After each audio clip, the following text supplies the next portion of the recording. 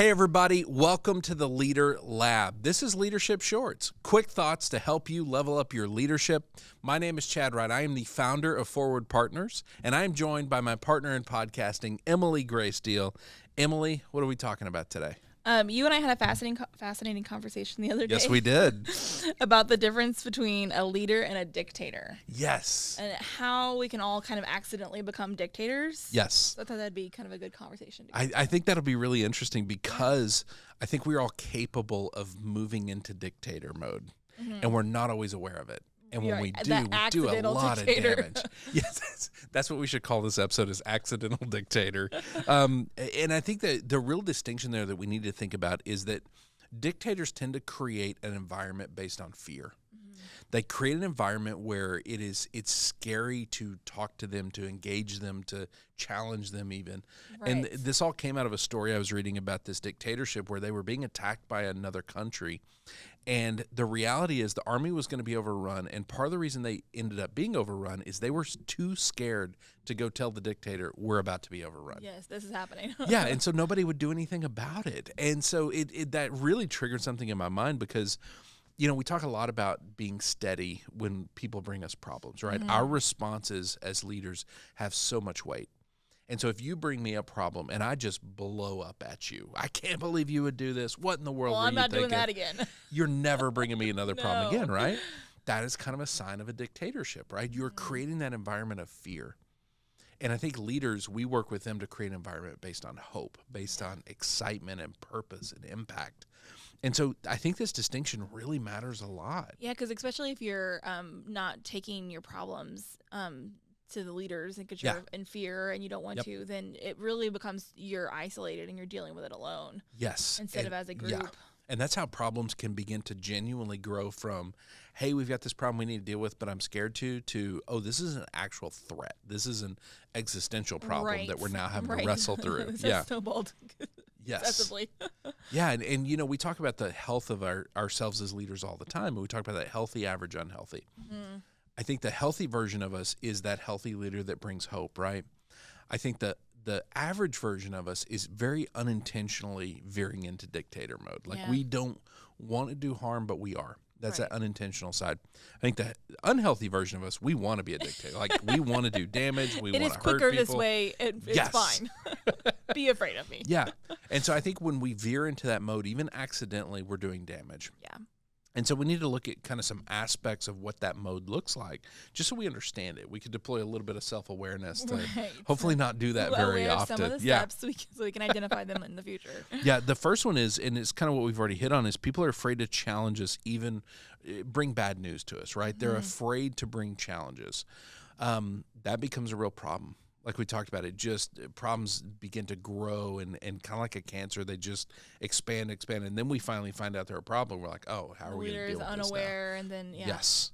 The second one is that if you find yourself at the center of every decision, and this is a hard one because I know a lot of leaders that end up in this mode, and I've had a lot of times in the past I was in this mode, and I never thought of it as like a dictator, and yet if I have to make every choice, that's tough. Yeah. So we encounter that a lot. And I think the last two aspects are what kind of feed into that. The first one is that we struggle to trust others. There's kind of a paranoia that comes with being a dictator, right? Other people are not going to do it as well as me. Maybe other people are out to get me. You know, that mode is weird. Like if you're already scared, you're going to make more fear, right? And if we can't trust people, we can't delegate. We can't give them That's things. that isolation again, right? You really are isolating yourself. Yeah. You know, it's funny, that piece of it, now that you're mentioning that again, like that, dictators are usually isolated. They are alone. They are not, this is not a team. This is not a thriving team even. This is just a person trying to just make something happen. Right. And kind of forcing it, and then no one can have a conversation with you. It's all just, here's how it is. Yeah. It's kind of that dark side of the leadership that we all think we should embody. The dark side of it is you can veer into this so easily.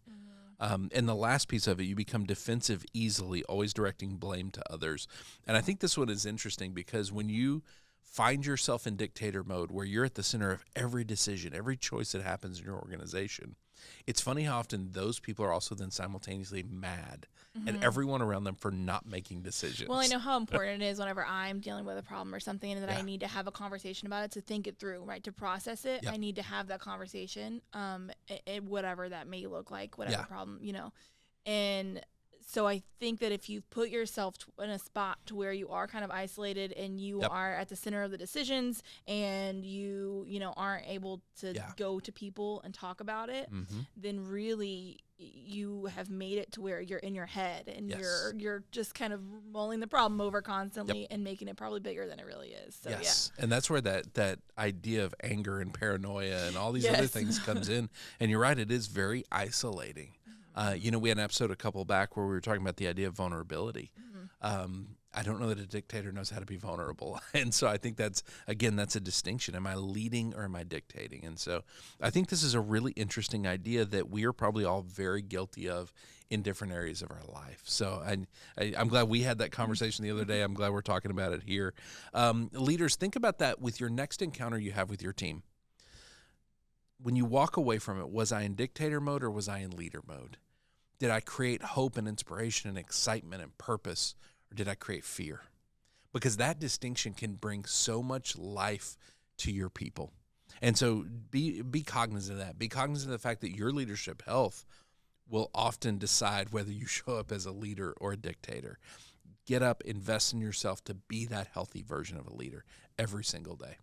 All right, I love this discussion.